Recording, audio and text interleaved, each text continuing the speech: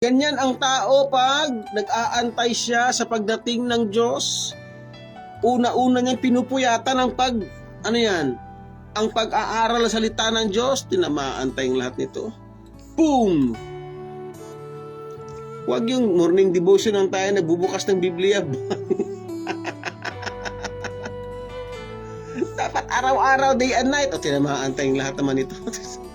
Pati ako, tinamaan na din no? Oo. Kailangan na yun. Day and night. Naka-encourage mo sa topic? Ha? Yung sabi niya, matapos ang kasakitan na to, makikita ang Diyos bababa mula sa langit, makikita dyan sa kaulapan.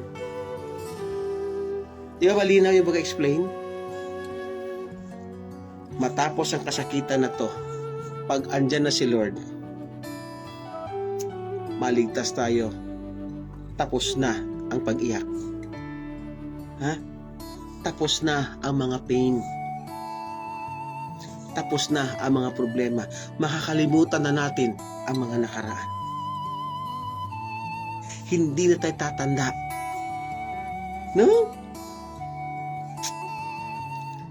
Yan ang ating inaasam-asam. Pagdating ng panahon na yan. Na hindi natin alam. Walang sino man nakakaalam. Surprise! Kaya pwede mamaya, bukas, sa makalawa, pwede. So yun ang nakaka-encourage. Na temporary lang to. Kasi darating si Lord. Tapos daw sabi doon, hindi naliliwanag ang buwan, ang araw. Ito mga pangyayari ngayon, dapat tayo magnilay-nilay. Ito na yung mga time na baka palapit na. Kaya dapat magbantay tayo.